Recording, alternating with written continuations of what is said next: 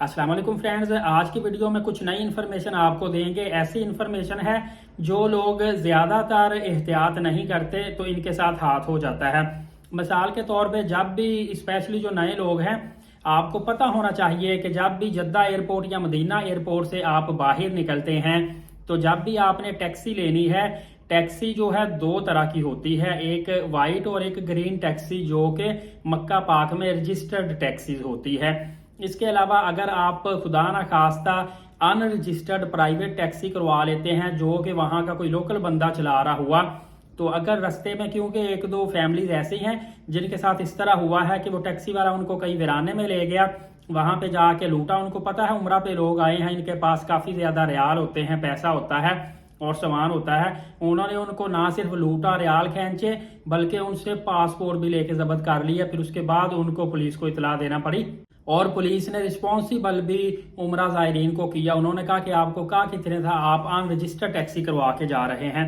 इसके अलावा आप जब भी किसी टैक्सी के साथ रेट तय करते हैं तो कोशिश कर लिया करें, वीडियो नहीं तो ऑडियो रिकॉर्ड कर लिया करें, ताकि वो बाद में आपसे ज्यादा पैसे की डिमांड ना करे या शुर्तों को ना बुलाए। ऐसा कम होता है लेकिन कोई ना कोई कर लेते हैं। एक बात का आपने खास ख्याल रखना है कि टैक्सी ड्राइवर देखने में आया है, इवन के पाकिस्तानी इंडियन भी आपसे डबल ट्रिपल गुना पैसे चार्ज करते हैं सिवाय मस्जिद ऐशा जाने के।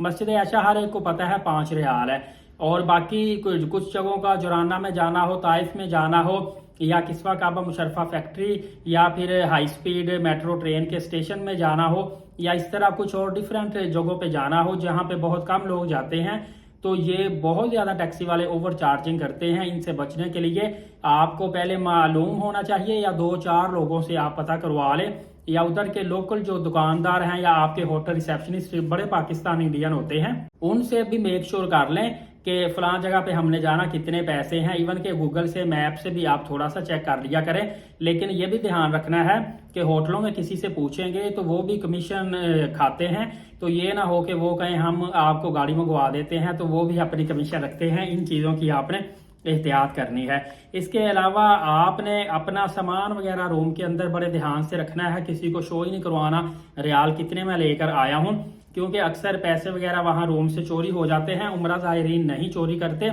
लेकिन कुछ ऐसे शरपसंद अनासर होते हैं जो इस तरह का काम करते हैं।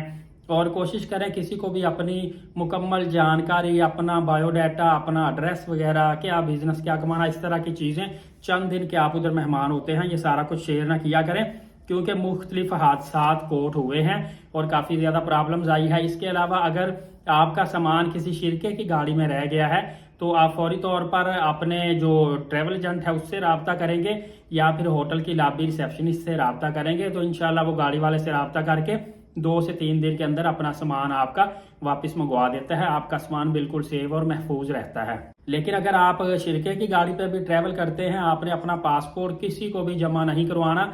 पहले ये सऊदी अरबिया की जानिब से ऑर्डर था कि आप अपने पासपोर्ट सबमिट करवा देंगे शिरका कंपनीज को, लेकिन अब इस तरह का कोई रूल नहीं है। आपने अपने ओरिजिनल पासपोर्ट किसी को भी नहीं देने, वो अपने पास महफूज रखने हैं।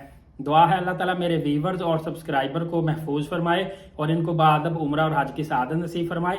एलीट साकिब यूट्यूब चैनल को सब्सक्राइब करके बेल नोटिफिकेशन को ऑल कर लें।